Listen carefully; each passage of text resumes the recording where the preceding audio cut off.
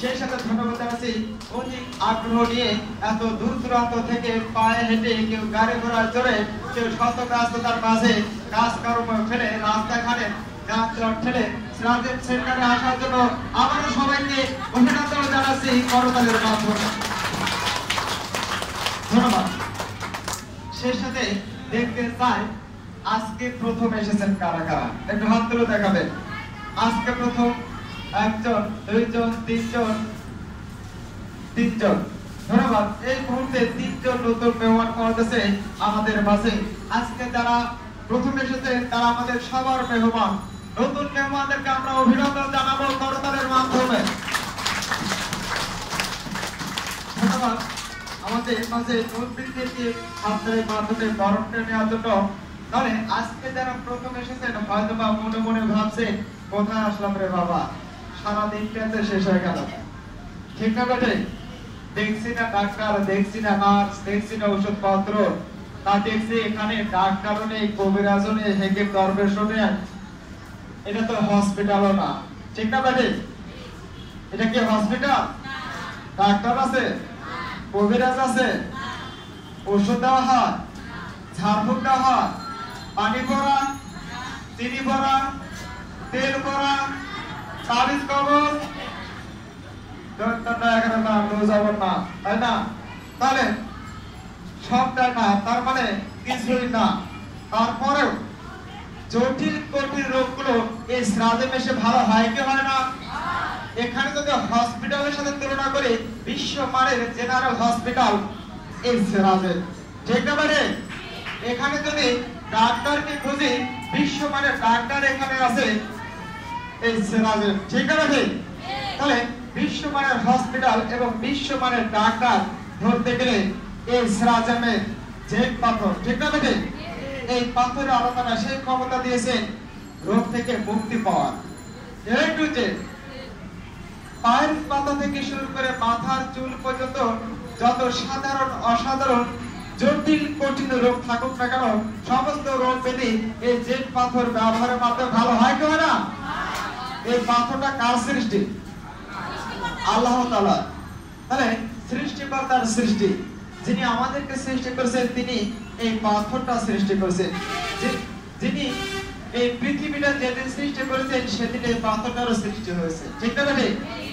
আল্লাহ পাক সমগ্র মানব জাতির কল্যাণের জন্য 18,000 মাখলুকাত সৃষ্টি করেছেন। আমরা কত হাজার মাখলুকাতের নাম বলতে পারবো? হাজার তো দূরের কথা, 18,000 এর জায়গা বলতে 1800টা নামে বলতে পারবো না, ঠিক না বেটে? 1800ই বলতে পারবো না। তাহলে 18,000 এর মধ্যে পাথরটা আছে কি না? পাথরের গুণাগুণ আছে কি না? আগের যুগের মানুষেরা পাথরের আংটি ব্যবহার করতো, ঠিক না বেটে? তাহলে রাস্তায় যে পাথরটা আছে এর উপকার আছে কি না? অবশ্যই উপকার। কি উপকার? এই রাস্তার মধ্যে পাথরটা দিয়ে যদি পাকা না করতো তাহলে গাড়ি করে কি এত দ্রুত গতিতে চলতে পারতো? তাহলে এটা কি মানুষের উপকার হচ্ছে না? পাথরের চুমুকে মানুষ পবিত্র হয়ে যাচ্ছে মক্কা নগরীতে। লক্ষ লক্ষ টাকা ব্যয় করে সে মক্কা যাচ্ছে পাথরটাকে চুমু খেতে, হত্যা করতে, জাগে জানা? তাই সেই পাথর একটা মূল্যবান পাথর, অনেক গুরুত্বপূর্ণ পাথর, আল্লাহ তাআলার নিয়ামত। এই জেড পাথর এর গুণাগুণ আছে কিনা? এর গুণাগুণ আছে। আমরা কিভাবে বুঝলাম? এটা ব্যবহার করে এর সেবা নিয়ে, ঠিক না বেটে? এই পাথরে আছে কি বলতে পারে? একটু মনোযোগী হব। এই পাথরে কি আছে? সূর্যের লাল আলো তাপ। তাহলে সূর্যের লাল আলো তাপটা কখন পাওয়া যায় বলতে পারে? সকালে। ধন্যবাদ। তাহলে সকালবেলা সূর্যের লাল আলো তাপ পাওয়া যায়। সকালবেলার রৌদ্র মানুষের উপকার না ক্ষতিকর? উপকার। দেখবেন ছোট বাচ্চাদেরকে সকালবেলা রৌদ্রে শোয়ায় কিনা? দুপুরবেলা রৌদ্রে শোয়ায়, বিকালে রৌদ্রে শোয়ায়। তাহলে সকালে রৌদ্রে কেন শোয়ায়? সকালে যে তাপটা ভিটামিন ডি তৈরি হয়। আমরা অনেকে বলি সূর্যের সকালের আলোতে ভিটামিন ডি আছে। আসলে সূর্যের আলোতে ভিটামিন ডি নেই। ভিটামিন ডিটা এই তাপের মাধ্যমে আমাদের শরীরে তৈরি হয়, ঠিক না বেঠে? তাহলে যেমন আটা ময়দা দিয়ে পিঠা বানাতে হয়, তাহলে আটার ময়দা এমনিতে পিঠা হবে?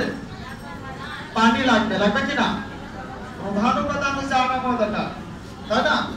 কিন্তু দ্বিতীয় উপাদান তাপ। তাহলে এই তাপটা পেতে হলে পাত্রটাকে গরম করতে হবে। তাই পাথরের তাপ পেতে হলে পাত্রটাকে গরম করতে হবে, ঠিক আছে? আর এই পাথরের তাপটা, পাত্রটা গরম হচ্ছে এখানে বৈদ্যুতিক সাহায্যে, বিদ্যুতের সাহায্যে এটাকে গরম হচ্ছে, কিন্তু বিদ্যুতের তাপটা এখানে পাওয়া যাচ্ছে না। এখানে সরাসরি তাপটা পাওয়া যাচ্ছে জেট পাথরের, ঠিক আছে? জেট পাথরের তাপটা পাওয়া যাচ্ছে। তাহলে এই পাথরের তাপের সাহায্যে আমাদের শরীরের নার্ভাস সিস্টেম গুলো চালু হচ্ছে, এনার্জি পয়েন্ট গুলো চালু হচ্ছে, নার্ভগুলো অ্যাক্টিভ হচ্ছে, রক্তনালী গুলো পরিষ্কার হচ্ছে, রক্তনালীতে জমে থাকা ঘামের দ্বারা, প্রস্রাবের দ্বারা, মলদার দ্বারা, চোখের পানি, নাকের পানি, কফগুলো দ্বারা বিভিন্ন দিক দিয়ে এই টক্সিন গুলো বের করে দেয়। এতে করে রক্ত চলাচল বৃদ্ধি পায়, ব্লাড সার্কুলেশন ভালো থাকে, রক্তে কোলেস্টেরল থাকে না। তাহলে এমনি করে আমরা সুস্থ হচ্ছে, ঠিক না বেঠে? তাহলে সিরাজের ভালো না খারাপ? সিরাজের নাম্বার 1, আমরা মুখে স্বীকার করি নাম্বার 1, কিন্তু কাজে তার প্রমাণ, ঠিক না বেঠে? তাহলে কাজে আমরা প্রমাণ পাচ্ছি, সিরাজের ব্যবহার করে সুস্থ পায় আমাদের প্রমাণ, ঠিক না বেঠে? উপকার না পেলে কেউ আসতে? মানুষের বাড়ি পাশে অসুস্থ হয়ে পড়াছেন, এই বাড়িতে কি ঘুম ধরবে? একটা দামি গাড়ি আশা করছে না, সে গাড়ি পাইছে, অসুস্থ হয়ে পড়াছেন, এই গাড়িটা চালাতে পারবে? সুন্দর নারী চাইছে, বিয়ে করার জন্য পাইছে, অসুস্থ হয়ে পড়ে আছে, এই নারীও আপনাকে ছেড়ে গাড়ি ছাড়বে, ছাড়বে কিনা? ছাড়বে কিনা? দামি শাড়ি চাইতে পাইছে, এই গাড়ি, এই শাড়ি তখনই শোভা পাবে যখন সুস্থ হয়ে কারোর সামনে দাঁড়াতে পারবে, ঠিক না? অসুস্থ হয়ে পড়ে থাকলে সেই শাড়ি পড়তে ভালো লাগবে? হাত ভরা চুরি যাতে পাইছে, অসুস্থ হয়ে নিজের শরীরে চলে না, আমরা হাত ভরা চুরি নিয়ে কিভাবে চলবো, ঠিক না বেঠে? তাহলে সৌন্দর্য, বিলাসিতা তখনই শোভা পায় যখনই সুস্থ থাকা যায়, ঠিক না বেঠে? তাহলে অসুস্থ জীবনটা, কলুষিত জীবন, এই জীবনটা শুধুমাত্র অন্ধকারে দেখে নিয়ে যায়, ঠিক না বেঠে? তাহলে আমরা কি সে অসুস্থ জীবন চাই? আমরা কি চাই? সুস্থ জীবন। এই সুস্থ জীবন কোথায় পাওয়া যায়? সিরাজেম সেন্টারে। আর এই সিরাজেম সেন্টারে আমরা আসছি অনেক কষ্ট করে, ঠিক না বেঠে?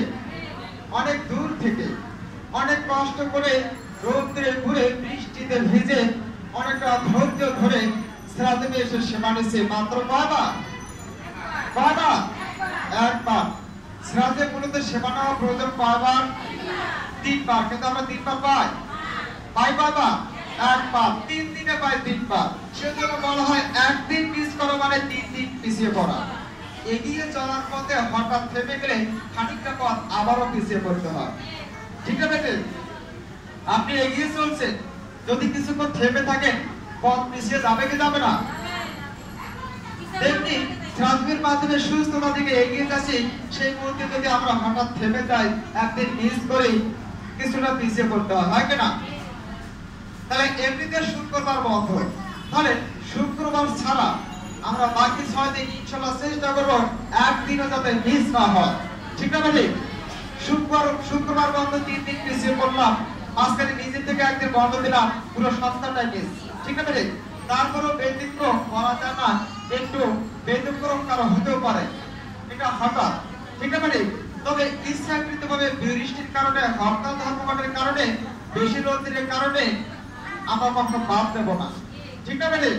আজকে হালকা বৃষ্টি, আগামীকাল এই থেকে কঠিন বৃষ্টি হতে পারে, সিরাজেম সেন্টারে আসবো কি আসবো না? কঠিন বৃষ্টি হতে খাবার দাবার বন্ধ থাকবে? থাকবে না। তাহলে সিরাজে বন্ধ রাখবো? রাখবো না। তারপর আমরা আসবো কি আসবো না? দরকার হলে আরেকটা সেট কাপড় ব্যাগে করে নিয়ে আসে, এখানে শেষ করে আবার সেবা নেই, ঠিক না ভাই? তারপর সেবা নেওয়া দরকার। কেন দরকার? সুস্থ থাকার জন্য। তাহলে আমাদের নিত্যদিনে কেন দরকার? তাহলে কেন এত কষ্ট করে আনবো?